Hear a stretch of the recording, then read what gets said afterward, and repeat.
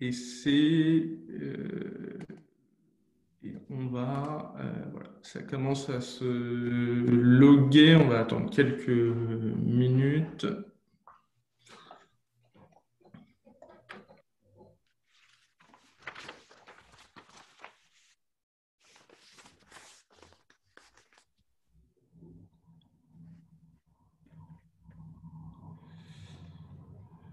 Tac, ça se... On va attendre encore quelques minutes que les gens puissent se loguer.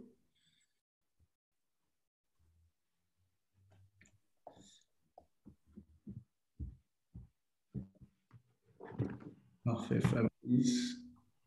Oui, Eh bien oui, c'est bon. On voit bien tout le monde. Il est 11 heures. Et ben, je vous propose de commencer. Donc, bienvenue à tous pour ce webinaire consacré au secteur de la distribution en phase de redémarrage post-Covid.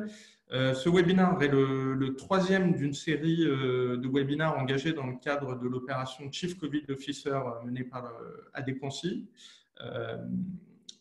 En quelques mots, hein, l'idée de cette opération, c'est de créer un cadre de mission pour faciliter et accélérer la reprise d'activité en période post-Covid.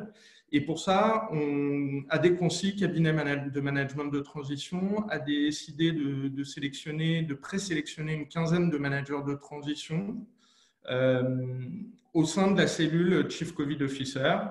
Et ce dispositif, son animation, les interventions de nos Chief Covid Officers, tout ça a été vraiment co-construit dans le but de mettre en avant notamment ces dirigeants de talent. Donc, on va commencer par présenter les intervenants. Et donc, je suis Thomas Collin, associé fondateur du cabinet, et j'ai la chance d'avoir autour de moi pour ce webinaire deux spécialistes du secteur et qui font partie de la cellule Chief Covid Officer. Donc, je vais commencer par Fabrice Bage. Fabrice, tu es directeur général de transition, spécialisé dans le retournement et le développement omnicanal des distributeurs tout format. Tes précédentes expériences, on peut notamment citer Troc de Lille et puis autour de Bébé, où tu as engagé des transformations en profondeur, que ce soit sur le dimensionnement du réseau, le modèle d'affaires, le positionnement, la digitalisation des outils, etc. Tout en obtenant très rapidement des résultats sur le plan financier, baisse des OPEX, optimisation des CAPEX, le BFR évidemment, et tu es en ce moment assez actif sur des sujets de reprise impliquant des fonds d'investissement. Voilà, on n'en dira pas plus, mais il y a pas mal de sujets en ce moment.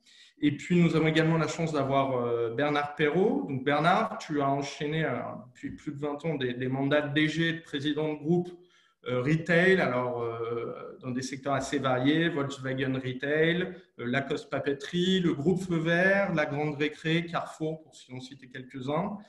Tu as mené des plans de restructuration des activités tout en lançant des projets stratégiques et de développement pour optimiser la performance à la fois financière et opérationnelle et faire face aux évolutions du marché. Et on sait que ça va très très vite dans le retail. Tu es un spécialiste du multicanal et de la relation client et puis tu es également accompagné en tant que conseiller pas mal de dirigeants, que ce soit dans la gestion de crise ou les plans de transformation. Donc, encore une fois, merci à vous deux de vous être joints à ce webinaire. Et puis, on va directement rentrer dans l'agenda. L'idée de cet échange, hein, c'est d'apporter aux dirigeants et aux managers qui nous écoutent des éléments concrets pour alimenter la réflexion sur les plans d'action, sur les prochaines étapes pour guider l'action des managers et des dirigeants. Donc, on va notamment aborder les sujets du rôle du réseau, du rôle du magasin, du rôle du digital, mais aussi des équipes, des opérations, et puis évidemment les difficultés financières. Alors, dans la première partie de l'échange, l'idée, c'est d'entendre Bernard et Fabrice sur les grandes tendances, et j'imagine qu'on va commencer par les grandes tendances financières, puisque chaque jour, on a une nouvelle enseigne ou un nouveau distributeur quasiment qui est défaillant, André, La Halle, Alinéa, Célio, Fauchon, voilà. Donc, Fabrice, tu peux peut-être nous dire un mot de cette situation financière post-confinement? Bonjour à tous. Le premier constat préliminaire quand même, c'est le Covid est avant tout le révélateur des faiblesses des entreprises. C'est-à-dire les distributeurs qui font, comme tu le disais aujourd'hui, la une des journaux en passant en procédure de sauvegarde ou en RJ, étaient déjà très en difficulté avant la crise. Et maintenant, une fois qu'on a dit ça, rien n'est simple pour aucun distributeur, hein, puisque pour 99% des distributeurs, pour le retail, le confinement s'est traduit par zéro revenu du jour au lendemain. Donc la première priorité qui s'est mise en œuvre et qui est encore d'actualité aujourd'hui, c'est qu'une analyse financière pointue autour du cash est absolument incontournable, avec un pilotage précis de la trésorerie et du BFR. Et c'est d'autant plus stratégique, même maintenant, post-confinement, que on va avoir un renforcement de la pression sur les coûts, hein, avec la fin du chômage partiel, avec le remboursement des PGE, je veux dire, le moratoire d'1 an va vite arriver. Et puis, côté revenus, les choses sont encore loin d'être revenues à leur niveau d'avant. Ça va prendre de très longs mois, déjà parce qu'il y a une baisse générale des dépenses des consommateurs, hein, avec la hausse du chômage, ça va impacter le pouvoir d'achat. Il y a un manque de confiance, ça va impacter la volonté des consommateurs de puiser dans leur bas de laine. Et puis aussi, il y a une très très forte progression des achats sur le web pendant la période de confinement. Et ça ne va pas revenir pour les magasins au niveau du lendemain. Donc on a connu des niveaux difficiles avec le confinement. Il ne faut surtout pas relâcher les efforts en termes de cette priorité d'action de ne pas brûler du cash, parce que les difficultés, on est loin d'être au bout des difficultés. Voilà. Alors, deuxième constat qu'on a partagé ensemble, c'est l'expérience client qui, en fait, du fait du confinement et même en reprise, qui est profondément altérée à différents niveaux. Bernard, tu peux peut-être nous en dire un mot? En fait, le constat qu'on fait, c'est que du jour au lendemain, 100% des clients physiques de la majorité des enseignes de distribution se sont retrouvés des clients virtuels ou des non-clients, et ce pendant 2 mois, au moins 2 mois. Pendant ce temps-là, finalement, la relation client a été majoritairement perdue. Personne n'était préparé à cela, et les seules enseignes qui ont pu maintenir une relation client, souvent malgré tout embryonnaire ou médiocre, étaient celles qui avaient déjà digitalisé la relation client. Maintenant, il faut la retrouver, cette relation client, la recréer avec des modèles de consommation qui ont changé et dont les changements vont sûrement être durables. Quelques chiffres d'une enseigne de distribution dans le sport. Avant le confinement, 5% du chiffre d'affaires était fait sur le web. Pendant le confinement, un chiffre d'affaires faible, mais 100% fait sur le web, évidemment. Et maintenant, les chiffres de la reprise, et qui semblent se pérenniser, 25% du chiffre d'affaires est fait via le web. Ça veut dire que la part du chiffre d'affaires web est donc passée de 5 à 25, soit multipliée par 5 en 3 mois. Aujourd'hui, donc, il faut repenser totalement la relation client, même pour les enseignes qui avaient déjà une approche cross-canal. Les autres, elles, à mon sens, sont vraiment en danger. Ça, c'est le web. Alors maintenant, au-delà du web, concernant la relation client, il faut remettre le client au centre de nos préoccupations et remettre de l'expérience, je dirais, positive dans 3 domaines. Le magasin, bien sûr. L'objectif, c'est que les clients reviennent physiquement dans les points de vente et y restent. Travailler l'offre, le layout, le merchandising, le service, le conseil. Aujourd'hui, l'expérience en magasin, elle est cassée ou au moins elle est fragilisée. Elle doit être reconstruite. Le magasin, c'est aussi, n'oublions pas, un véritable lien social entre la marque et le client, ou entre les marques et le client. D'abord le magasin, ensuite la relation à distance avec les consommateurs.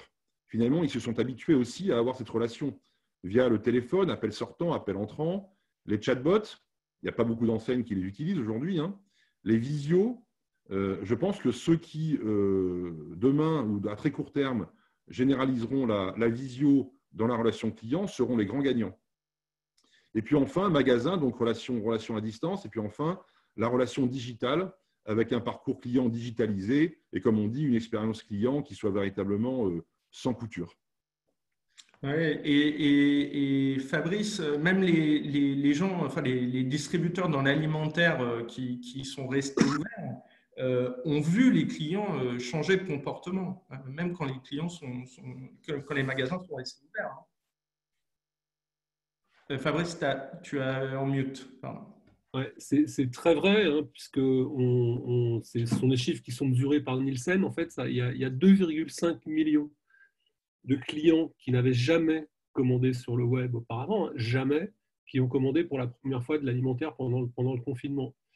Et ça pose un problème, parce que c'est comme quand on tend un élastique très fort, on n'est jamais sûr qu'il revienne totalement à sa position initiale. Et quoi qu'il arrive, c'est ce que j'ai un peu dit, hein, le retour à la normale sera extrêmement lent.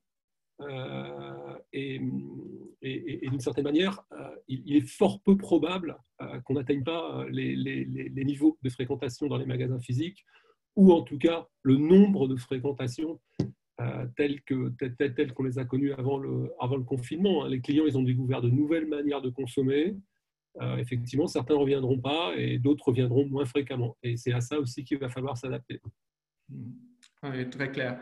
Alors, le troisième constat, c'est qu'en préparant cet échange avec vous, moi, j'ai été marqué par le fait que vous avez beaucoup insisté tous les deux sur l'importance des enjeux autour des salariés et des équipes.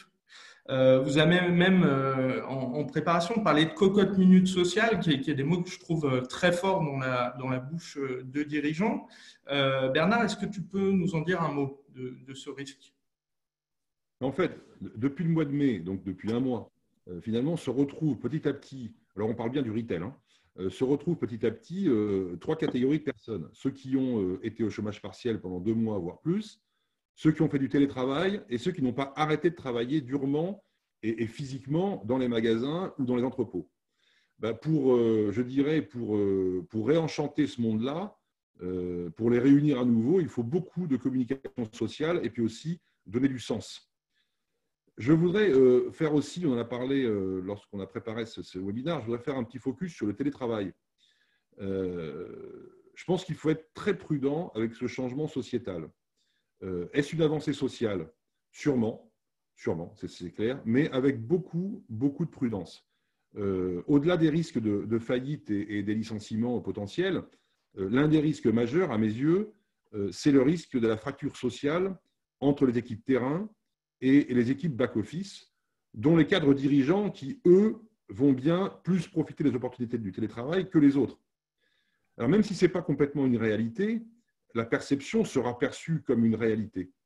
Déjà, dans beaucoup d'enseignes, le fait que les équipes sièges ne travaillent pas le samedi ou pas le dimanche, hein, en tout cas ne travaillent pas le samedi, est perçu comme un vrai privilège.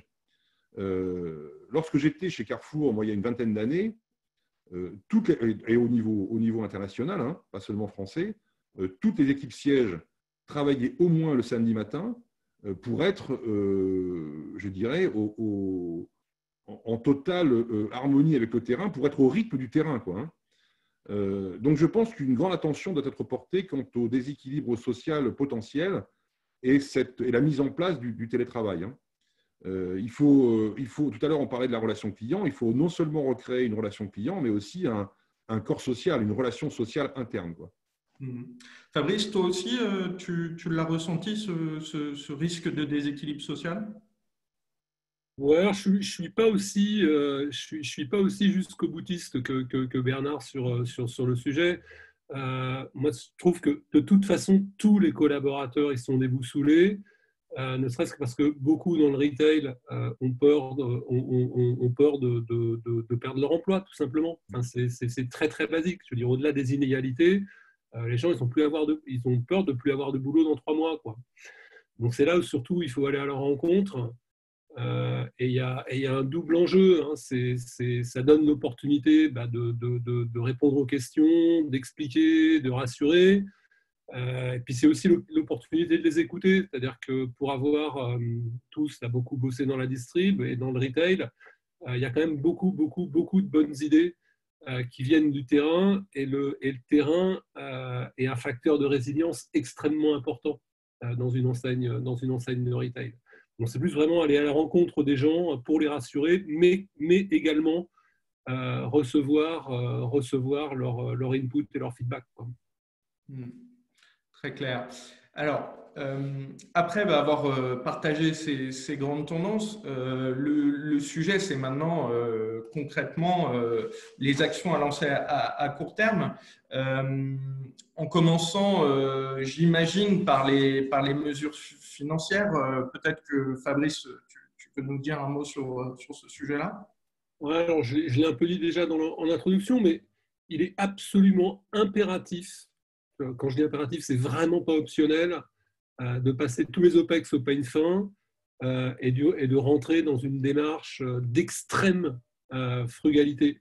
Et c'est là où, pour prêcher un peu pour la paroisse des managers de transition, le manager de transition, il peut apporter un œil neuf, un piège historique, il n'a pas d'intérêt partisan, il n'a pas de chapelle à défendre, et puis surtout, il a peut-être moins d'émotionnel lié à l'historique de l'entreprise. Sa seule préoccupation, c'est l'efficacité. Et c'est vrai aussi pour les CAPEX, hein. Donc, on se sépare autant que possible des actifs non stratégiques, c'est une évidence, avec une absence de ROI. Quand ce n'est pas un ROI négatif, on le voit beaucoup dans les parcs de magasins succursales qui ont besoin très souvent d'être revus et rationalisés.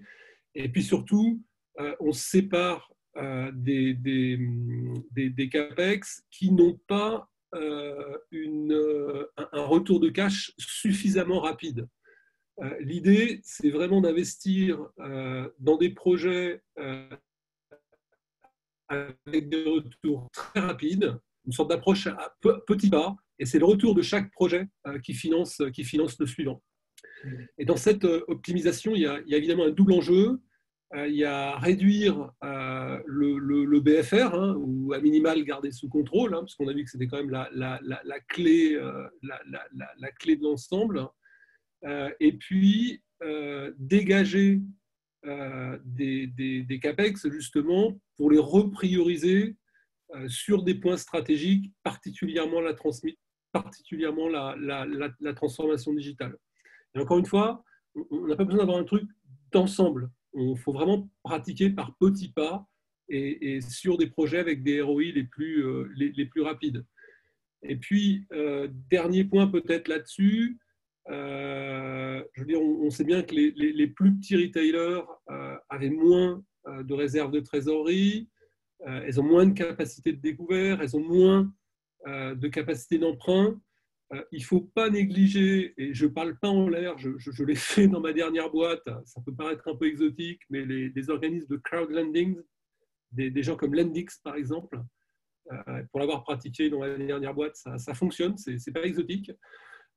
Voir les fonds de private equity, mais là on est plus sur des échéances de 6 à 12 mois. Merci Fabrice. Bernard, je pense que pour toi aussi, cash is king. Oui, bien sûr. La situation, enfin, en tout cas, la situation de cash aujourd'hui des entreprises, elle n'est pas mauvaise, hein. Mais le problème, c'est qu'elles sont sous perfusion avec le report des échéances, avec le PGE, etc. Le risque majeur pour moi, c'est plutôt septembre, hein. C'est-à-dire qu'en fait, il faudra reconstituer les stocks et assurer l'activité. Donc, je rejoins tout à fait ce que dit Fabrice, hein, prendre toutes les mesures possibles de réduction des coûts, des CAPEX, des OPEX, de la gestion du cash.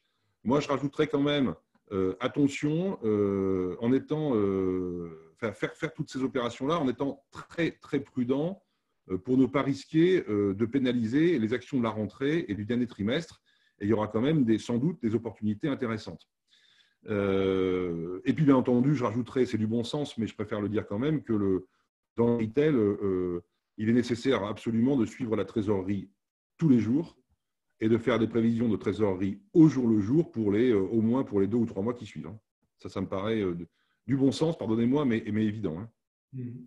Alors, effectivement, le volet financier est absolument clé et je crois que la une des journaux, tous les journaux le montrent, mais vous avez aussi souhaité qu'on reparle finalement du client, des réseaux. Donc, du coup, comment faire avec ces réseaux physiques qui sont encore très largement exploités, je vais dire en mode dégradé, si c'est même pas plus. Bernard, tu veux nous dire un mot là-dessus? Moi, je pense qu'il faut, avant de parler du réseau, je pense qu'il faut repenser le parcours client qui a été complètement chamboulé et dont les changements seront pérennes, c'est certain. Le digital est rentré, tout à l'heure Fabrice disait qu'il y avait 2,5 millions de personnes en plus qui n'avaient jamais commandé de l'alimentaire sur Internet. Donc le digital est rentré brutalement chez des millions de consommateurs qui finalement l'utilisaient plus ou moins. Mais là, il est devenu incontournable. Analyser le parcours client et prospect dans toutes ses dimensions et le digitaliser là où il faut me semble urgentissime et indispensable. J'insiste sur le fait que le parcours client, ce n'est pas seulement le CRM.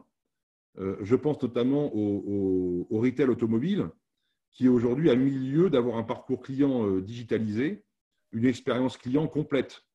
Dans le retail automobile, on vend en priorité des voitures neuves, mais l'âge moyen de l'acheteur pour son premier achat d'une voiture neuve, c'est 52 ans. Là, c'est l'âge moyen, mais c'est 52 ans. Donc, que fait-on du client, du prospect, entre 18 ans, l'âge du permis, et 52 ans? Pendant 34 ans, cet individu n'existe pas pour les marques. Aujourd'hui, il n'est pas considéré. Il n'est pas considéré dans le parcours client.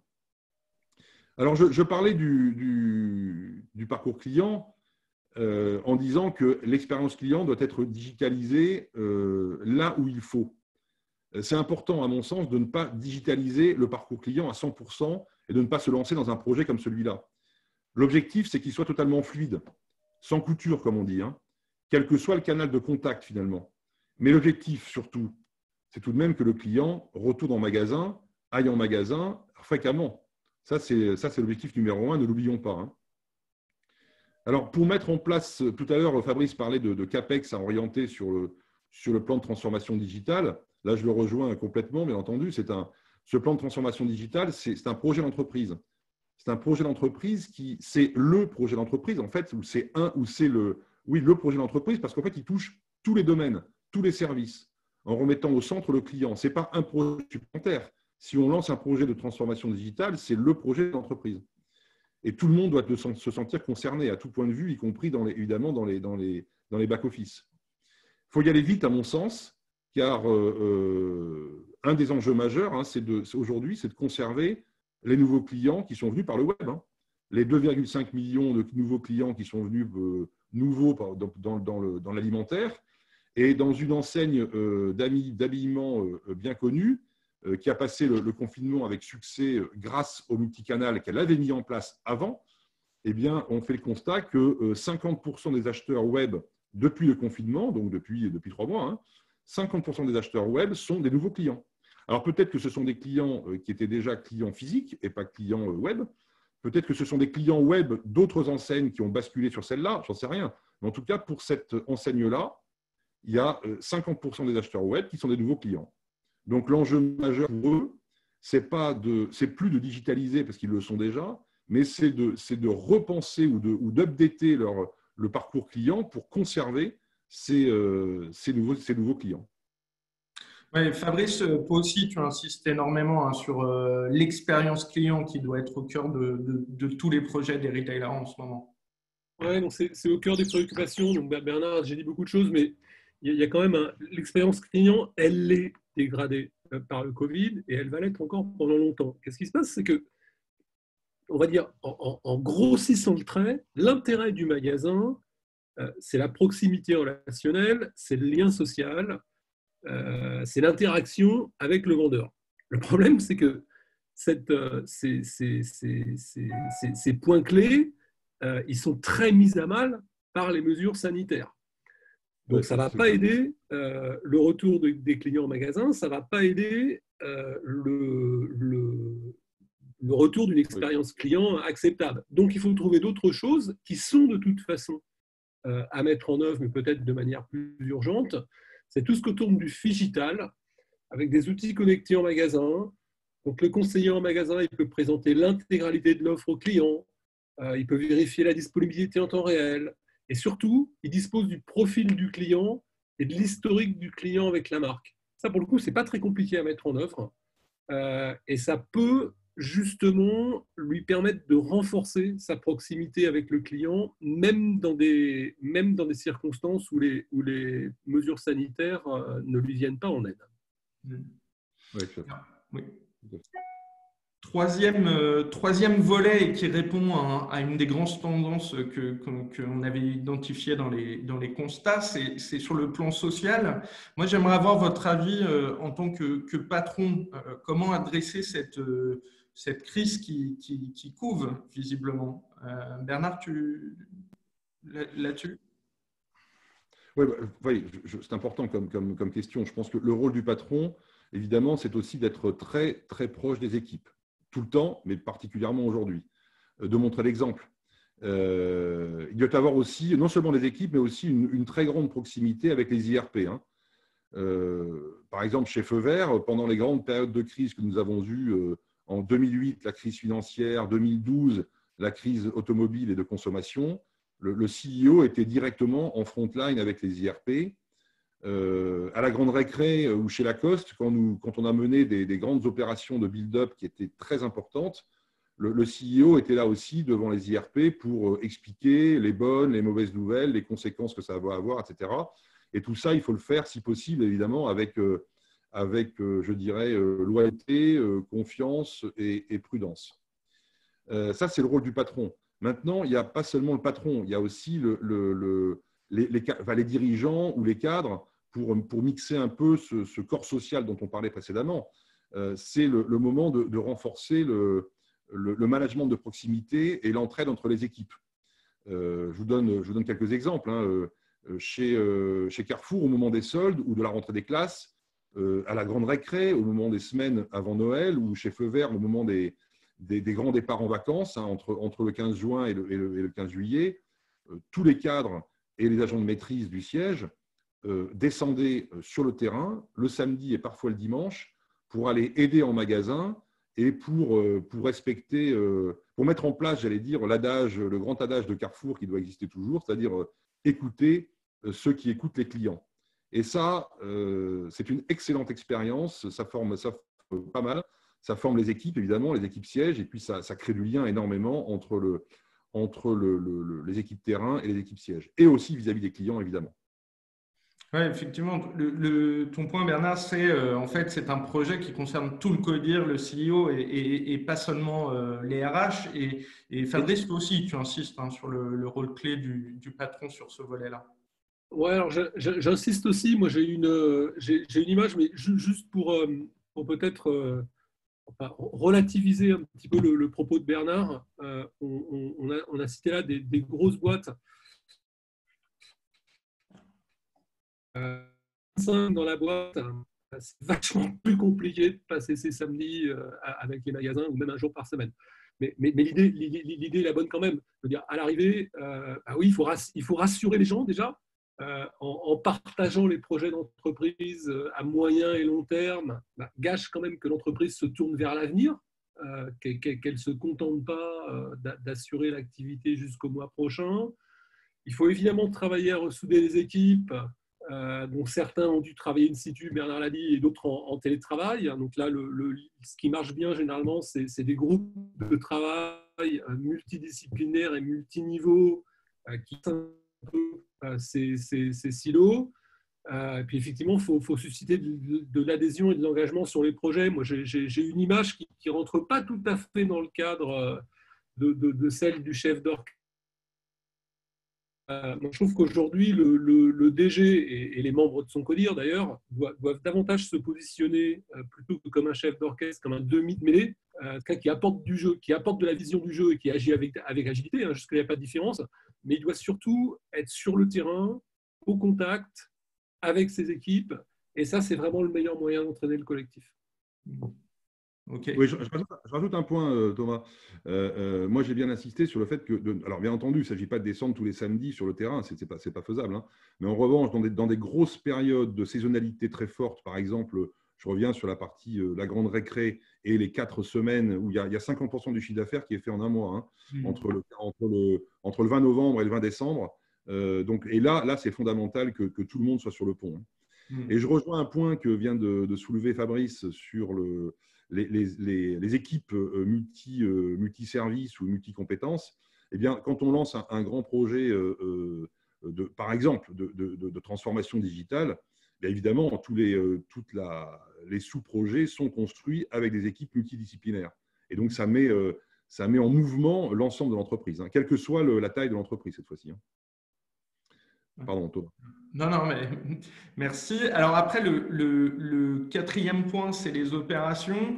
Fabrice, tu parlais d'agilité au niveau des équipes, mais je crois que tu voulais aussi insister sur, d'une manière plus générale, l'agilité dans la gestion des opérations et des projets. Ouais, donc d'une manière générale, donc ça devient un lieu commun de dire qu'il faut adopter une démarche extrêmement agile, mais surtout concentrer les efforts sur les projets les plus simples, les plus frugaux et dont le ROI est le plus rapide. Pas forcément le plus rémunérateur en termes financiers, mais surtout le plus rapide. Et ça permet à chaque fois que les gains obtenus puissent financer de nouvelles transformations. Et ça permet aussi que la montée en puissance du digital soit rentable pour les distributeurs. C'était quand même un vrai souci quand même à la base. Ouais, Bernard, je crois que tu voulais aussi souligner ce point spécifique sur les opérations liées au digital. Avant, je voudrais juste rajouter un point sur la question de la rentabilité du canal web. Bon, c'est exact, hein. En fait, pour reprendre mon exemple de l'enseigne de sport qui est passée dans 3 mois de 5% de son chiffre d'affaires à 25% et qui va maintenir, selon les prévisions, à peu près 20% au minimum de son chiffre par le web. Bon, on pourrait se dire, c'est très bien, ça y est, c'est moderne, cela a permis d'accélérer le multicanal et d'arriver en 3 mois à une performance qu'on aurait mis 4 ou 5 ans à obtenir, ce qui était dans les prévisions. C'est vrai, mais le problème, c'est que ces 25% de chiffre d'affaires ont une marge de distribution égale à 0, car l'enseigne n'était pas prête à une telle organisation. Donc, elle était très digitalisée, l'enseigne, mais elle n'était pas prête à une telle performance, j'allais dire, ou une telle part dans son chiffre d'affaires du chiffre d'affaires web. Donc, il est nécessaire aussi, au-delà du changement de modèle commercial, d'avoir des processus d'organisation et d'optimisation qui soient très clairs à mettre en place en supply chain et en logistique, notamment pour développer une certaine rentabilité. Sinon, on fera du chiffre d'affaires, mais pas de résultat, hein. Et d'ailleurs, tout à l'heure, Fabrice parlait d'une orientation des CAPEX vers plus de digital. Je pense que je suis d'accord avec lui là-dessus, mais je rajouterais, moi, les CAPEX dans les mois ou dans les années qui viennent doivent être IT, bien sûr, data, digital, mais aussi logistique, hein. Beaucoup plus que, à mon sens, ouverture de nouveaux magasins ou rénovation des magasins, hein. Maintenant, en ce qui concerne les opérations, il me semble qu'il est temps de sortir d'une logique de concurrence exacerbée pour rentrer dans une plus grande logique que j'appellerais de collaboration. L'objectif numéro 1, c'est quand même l'augmentation générale de la consommation, hein. Donc, il est tout à fait possible, à mes yeux, puisqu'on l'a déjà fait, hein, puis on le voit, de mettre en place ce que l'on pourrait appeler des partenariats horizontaux entre concurrents ou au moins entre enseignes complémentaires ou des partenariats verticaux avec des fournisseurs sur, par exemple, l'optimisation des achats, les entrepôts logistiques, les transports, voire même les clients. Alors, je vais parler de grandes enseignes, mais c'est toujours intéressant et ça peut être, à mon avis, adapté dans des structures plus petites, hein, localement et régionalement. Moi, je vois le partenariat qu'on a vu ces dernières semaines, ces derniers mois entre Decathlon et Franprix ou Decathlon et Auchan, je trouve ça extrêmement intéressant. Alors, Decathlon et Auchan, c'est la même entreprise, c'est la famille Mullier, mais Decathlon et Franprix, c'est quand même des entreprises qui sont totalement différentes en termes d'activité qu'en termes de capital. Et puis, ou alors, par exemple, ce qu'on voit Darty qui vend la voiture électrique de Citroën. Bon, je ne sais pas du tout ce que ça va donner, évidemment, mais en tout cas, je pense que on ouvre largement l'esprit et les opportunités dans ce cadre de type de partenariat tant horizontaux que verticaux. Oui, merci Bernard. Et justement, je rebondis sur ce que tu dis, puisque oui, c'est clair, il y a des actions à lancer à court terme, etc. Mais il y a aussi, il ne faut pas perdre de vision, de vue, pardon, le moyen terme. Et justement, moi, j'aimerais vous entendre sur la suite, j'allais dire au-delà des mesures de ces prochains mois. Peut-être Bernard? Alors, au-delà des 6 mois, au-delà des 6 prochains mois, que faire? Il me semble qu'il faut faire plusieurs choses. Tout d'abord, en tant que patron, en tant que CEO, je dirais qu'il faut bien s'entourer pour avoir une équipe de choc qui résiste au stress et qui soit capable d'avancer dans l'inconnu avec humilité. Je pense que ça nous a beaucoup appris en termes d'humilité, cette période-là, et ça va continuer. En termes de conviction, de prudence aussi, et en analysant les faits, ce qui se passe véritablement, et sans interprétation excessive, et surtout aussi en évaluant les risques. C'est aussi le rôle du manager de transition ou du chief COVID officer que d'être à côté du CEO et de l'équipe de direction pour les accompagner dans cette démarche. Ensuite, il est important, tout à l'heure j'en parlais, Fabrice en a parlé aussi, de construire un projet, de l'expliquer, de donner du sens, de le décortiquer par étapes, de monter des équipes pluridisciplinaires qu'on a déjà évoquées, des mini-projets, et d'atteindre aussi des quick wins en permanence. Et avec ce projet-là, embarquer l'ensemble des équipes, l'ensemble. C'est-à-dire que le projet, c'est un projet d'entreprise qui touche tout le monde. On n'est pas obligé de créer un projet stratégique surdimensionné ou totalement visionnaire. Il faut seulement une ambition qui soit expliquée, qui soit détaillée, pour que tout le monde puisse rentrer dans le jeu et comprendre là où on va et comment on y va. En revanche, il est nécessaire tout de même de s'atteler de manière plus concrète aujourd'hui face à l'évolution des comportements qui sont très très rapides, de s'atteler à l'évolution des formats, du parcours client, du comportement d'achat, des enseignes, etc., etc. Et là-dessus, il y a un territoire de conquête qui est énorme, qui se présente devant nous. Ça, c'est le premier point. Le premier point, c'est donc le projet d'entreprise. Le deuxième, je pense qu'il faut communiquer bien plus qu'on ne le faisait avant, auprès des clients, auprès des collaborateurs, auprès des fournisseurs, auprès des prestataires, auprès des actionnaires, auprès de ce qu'on appelle aujourd'hui les parties prenantes. Tout le monde a besoin d'être rassuré et de sentir qu'il y a un pilote dans l'avion qui va nous mener ou qui va les mener à bon port. Maintenant, pour répondre de manière plus précise à la question quelles seront les tendances dans 6 mois, la consommation, le moral des ménages, les nouveaux comportements, ce serait à la fois bien présomptueux, arrogant et un peu incongru que d'apporter une réponse claire. Je dirais que c'est un nouveau paradigme dans un nouvel écosystème.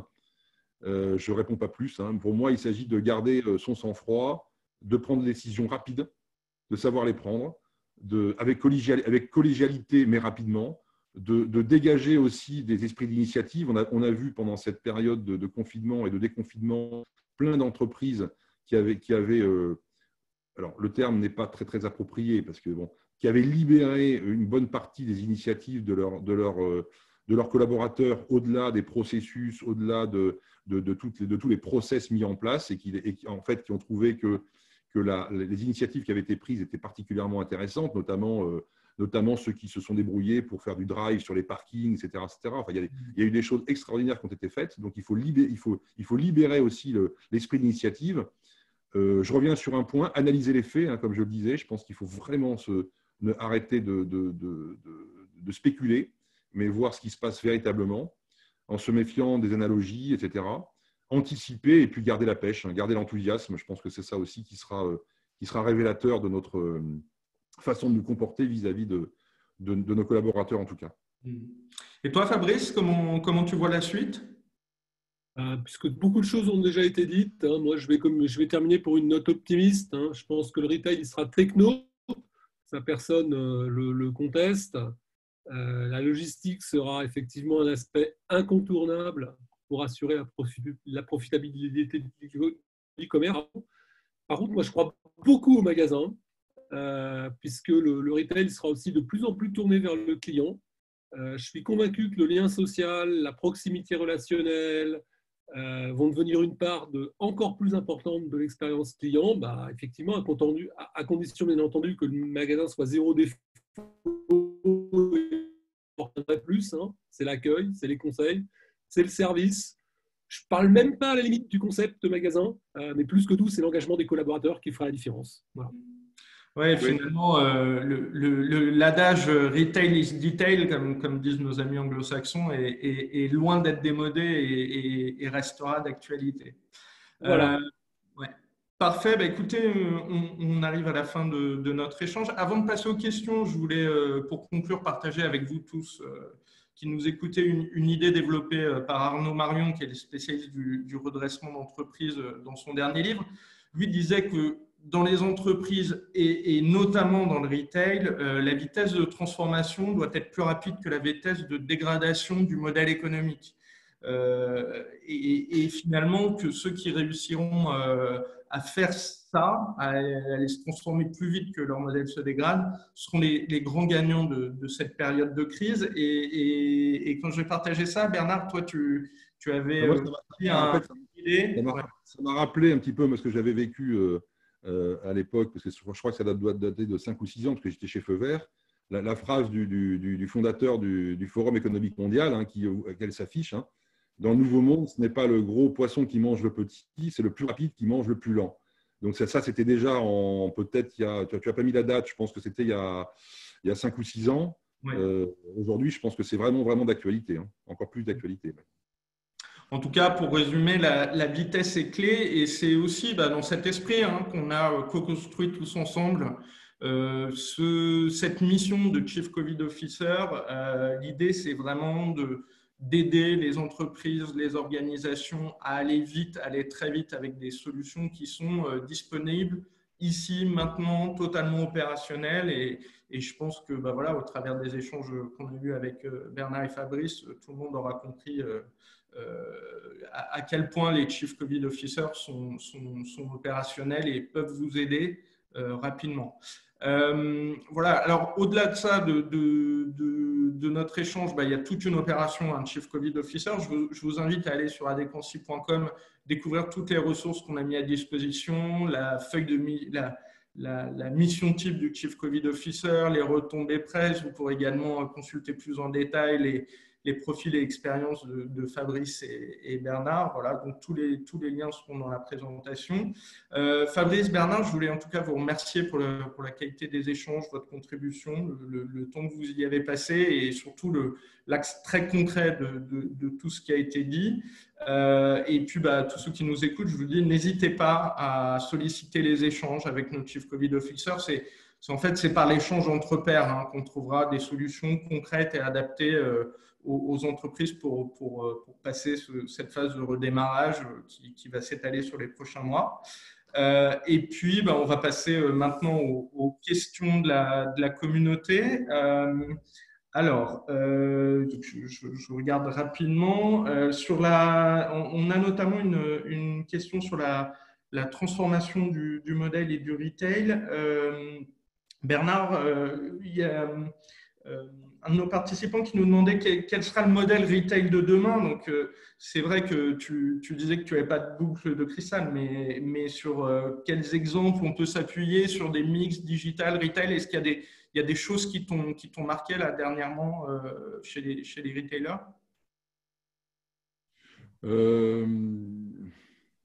Je dirais c'est un peu vous le savez déjà ce que je vais dire, mais je pense que le modèle de retail de demain, que ce soit du retail ou du service, distribution de produits ou du service, je pense évidemment qu'il sera très multicanal. Je rejoins ce que disait Fabrice tout à l'heure, c'est-à-dire qu'en fait, évidemment, le réseau physique ne disparaîtra pas. En revanche, il faut qu'il soit dans le cadre d'un parcours client qui, lui, soit parfait. Donc, tout au long de l'expérience client, que ce soit une expérience prospect ou une expérience client. Donc, et là, il faut absolument le décortiquer pour que les points de contact vis-à-vis du client et vis-à-vis des marques, vis-à-vis de l'enseigne, soit sans couture, que ce soit des points de contact qui soient physiques, qui soient digitaux, qui soient par téléphone, qui soient par visio, etc. etc. Le deuxième point, je rejoins ce que je disais aussi précédemment, c'est-à-dire je pense que j'ai pas de solution à apporter. Il faut vraiment rentrer dans le détail de chaque activité, mais les partenariats ou les collaborations entre différentes enseignes localement, soit des partenariats back-office qui permettraient de mutualiser les coûts, notamment en logistique, en livraison, en entrepôt, en supply chain, etc., soit en partenariat front-office qui permettrait de faire plus d'activités commerciales, me semble clé. Et je pense qu'aujourd'hui, dans une grande partie des activités industrielles, on y est déjà. Dans le monde du retail, on reste peut-être un peu trop traditionnel en se disant mon concurrent, c'est mon concurrent, mon client, c'est mon client. Et je pense qu'il faut évoluer là-dedans. Merci Bernard. Une autre question peut-être pour Fabrice. Je lis la question de Giovanna. Il semble que le comportement du client va changer, que la manière de travailler va changer. Est-ce que les managers vont savoir s'adapter dans les organisations des retailers et guider positivement ce changement? Tu es positif sur le sujet? C'est un peu ce que je disais tout à l'heure. C'est pas vraiment un changement optionnel en fait. Oui. On sait on sait depuis longtemps que le consommateur il papillonne, il est de moins en moins fidèle.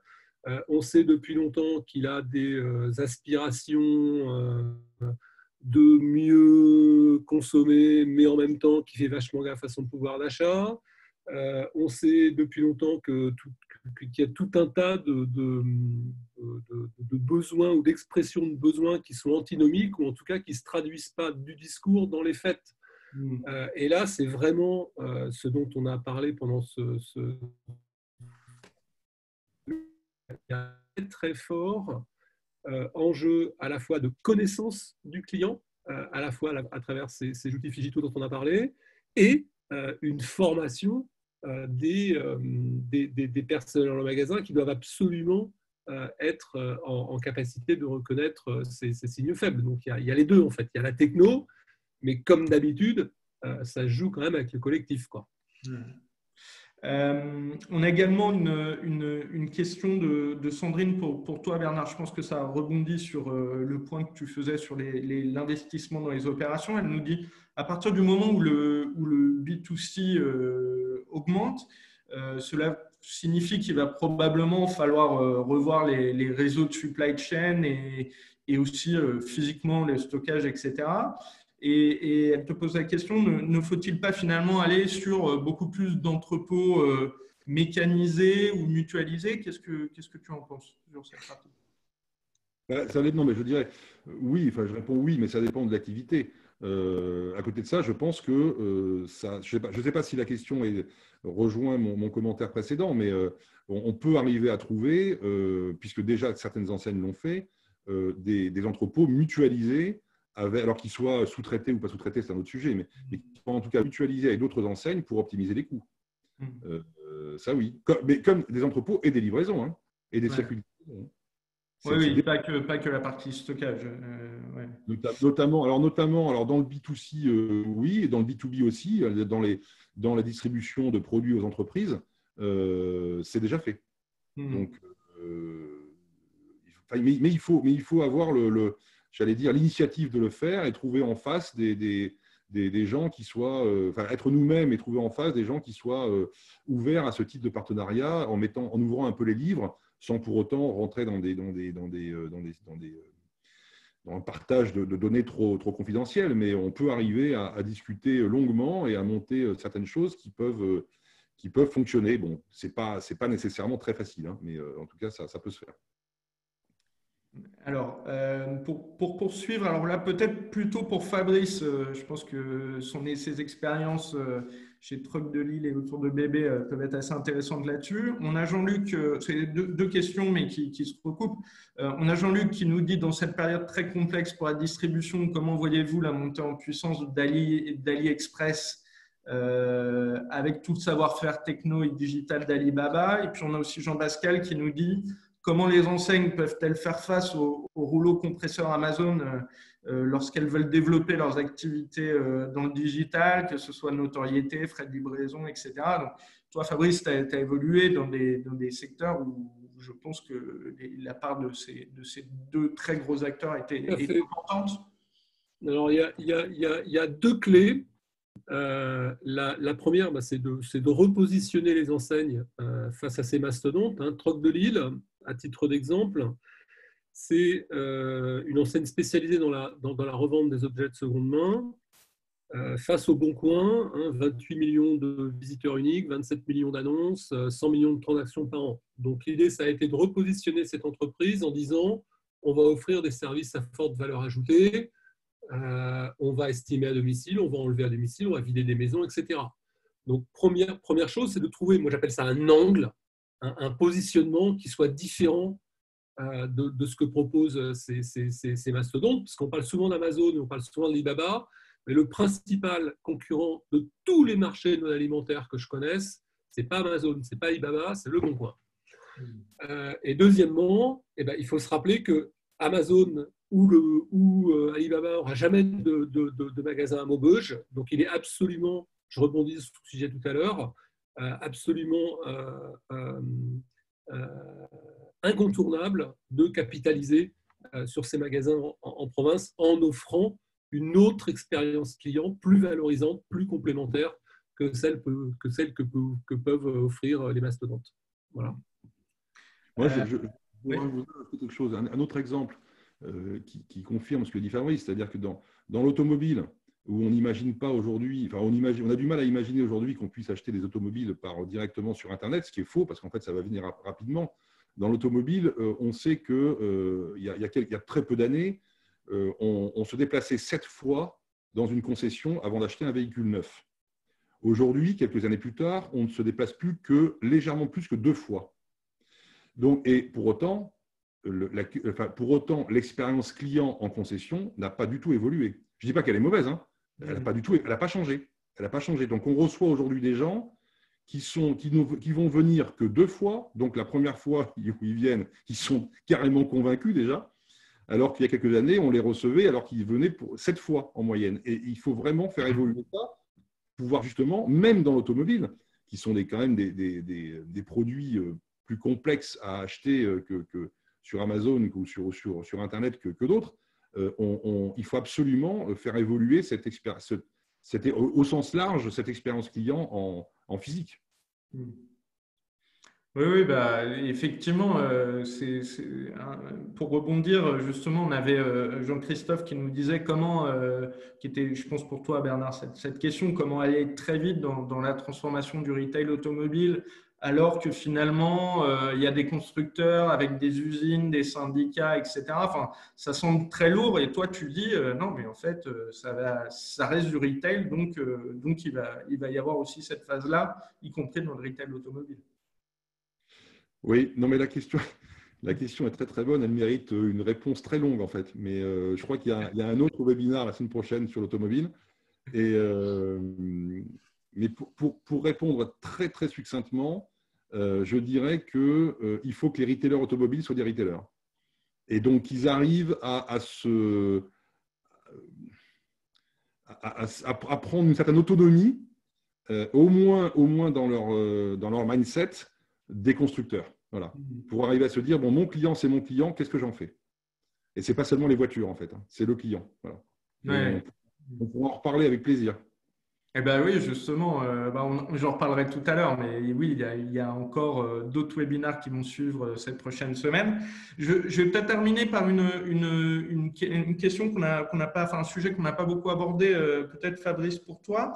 Dans cette transformation, ne doit-on pas, c'est Sophie qui nous pose la question, ne doit-on pas absolument intégrer les enjeux environnementaux et sociaux Quel est ton point de vue là-dessus? C'est absolument et oui, pour deux raisons, en dehors de toute croyance personnelle, on va dire, hein, mais pour deux raisons. Déjà parce que post-Covid, les gens ont pris conscience d'un certain nombre de choses autour de la qualité, de la provenance des produits consommés, par exemple, d'accord. Donc, on va être attendu sur ces sujets de RSE au sens large. Et la deuxième, c'est en interne. J'ai discuté il n'y a pas très longtemps avec le DG d'une très très grosse boîte de sport qui me disait que ses plus jeunes collaborateurs ne voulaient plus travailler pour une boîte qui détruisait les retours e-commerce. Donc ça veut dire qu'à la fois en externe et à la fois en interne, pour pouvoir garder les collaborateurs et les faire adhérer au projet, et en particulier les plus jeunes, c'est quelque chose, on n'en a pas parlé là, mais qui est carrément intégré à tous les projets qui seront menés. Bernard, peut-être un mot aussi sur... Je rajouterais quelque chose, parce que là, on parle de l'environnement. Moi, je parlerai au sens large de la RSE, donc de la responsabilité sociétale et environnementale de l'entreprise.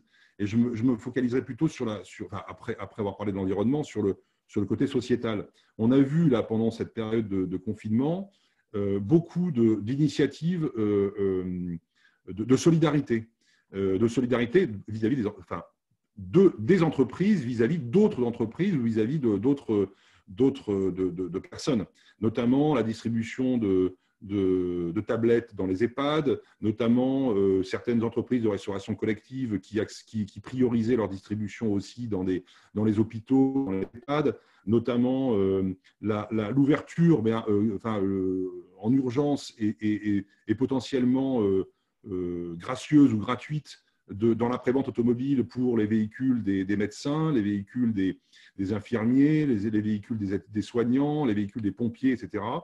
Donc, en fait, on a vu une solidarité qui s'est faite, qui s'est développée, et je pense qu'elle finira pas. Parce que après, il faut trouver encore une fois des initiatives, hein, des trucs à faire, j'allais dire, mais je pense que ce qui vient de se passer va laisser des traces très positives, et qu'il faudra, comme on vient de le dire, l'inclure dans les projets de développement, dans les projets d'entreprise, dans l'avenir de l'entreprise, dans les mois qui viennent, hein, c'est sûr.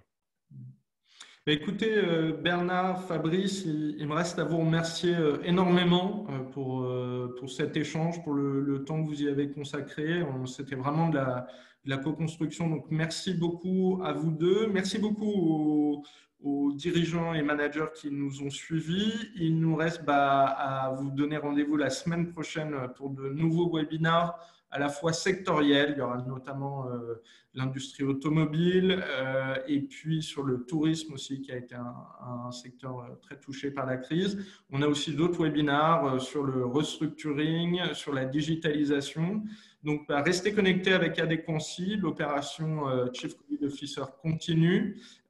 Et puis, il me reste à vous souhaiter une bonne journée, et surtout, la discussion continue avec Adéquancy. On transmettra notamment à Bernard et à Fabrice toutes les questions auxquelles on n'a pas pu traiter. Voilà. Un grand merci à vous, et puis à très bientôt. Au revoir. Merci beaucoup. Bonne journée.